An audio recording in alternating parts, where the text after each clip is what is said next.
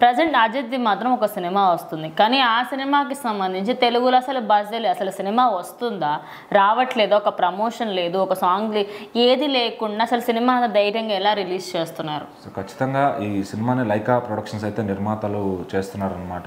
ఇంతకుముందు రీసెంట్గా భారతీయుడు 2 సినిమా కూడా వాళ్ళు ఏం బజ్ లేకుండా అటు తమిళ్లోని ఇటు తెలుగులో మొత్తం పోగొట్టేసుకున్నారు. అంటే వాళ్ళకి బహుశా డబ్బులు ఎక్కువ సినిమాలు చేస్తున్నారో లేకపోతే ఏంటి, ఒక సినిమాని నిర్మాణం అంతా ఎక్కువ కాస్ట్ పెట్టి తీసినప్పుడు దాన్ని ఎందుకు ప్రమోట్ చేసుకోలేకపోతున్నారు. అట్లానే తెలుగులో సినిమా రిలీజ్ అవుతుంది, మరి దాని తాలూకు ఒక ప్రెస్ మీట్ కానీ ఒక ప్రమోషన్స్ కానీ ఇక్కడ వాళ్ళతో సంప్రదింపులు కానీ ఎవరు రిలీజ్ చేస్తున్నారు ఏంటి ఆ డీటెయిల్స్ కూడా ఎవరికి తెలియకుండా సినిమా అయితే థియేటర్లోకి వస్తుంది. అండ్ ఇంకోటి ఏంటంటే ఈ లైకా ప్రొడ్యూసర్స్ తెలుగు డిస్ట్రిబ్యూటర్స్కి సినిమాని ఫ్రీగా ఇచ్చారని తెలుస్తుంది. ఎందుకంటే ఇక్కడ నుంచి రూపాయి వచ్చినా రాకపోయినా వాళ్ళకేం నష్టం లేదు అన్నట్టుగా సినిమాని అయితే ఫ్రీగా ఇచ్చేశారు.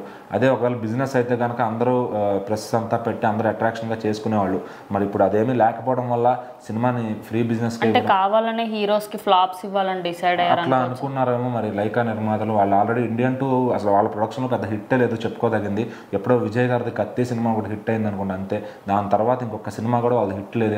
ఆ ప్రొడక్షనే వేస్ట్ ప్రొడక్షన్ తమిళ వాళ్ళు అయితే డిసైడ్ చేయారు. ఇంకోసారి ఏ హీరోని కూడా చేయొద్దని చెప్తున్నారు. మన లారెన్స్ గారు చంద్రముఖి 2 కానీ ఇది కానీ మన ఇండియన్ 2 కానీ ఏ సినిమా కూడా వాళ్ళ దగ్గరకు వచ్చింది ఖచ్చితంగా 99% సక్సెస్ రేట్ అయితే లేదనే చెప్పాలి.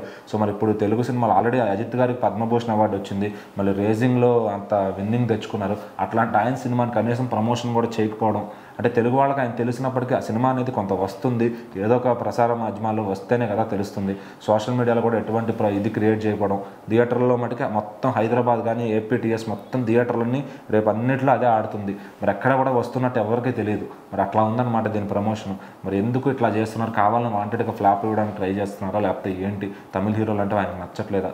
మరి ఈ సినిమా ఒకవేళ సినిమా బాగుంటే కనుక ఖచ్చితంగా ఆడేటట్టు అయితే కనపడుతుంది. మరి చూద్దాం, ఇది మౌత్ టాక్తో ఏమైనా ముందుకెళ్తుందా?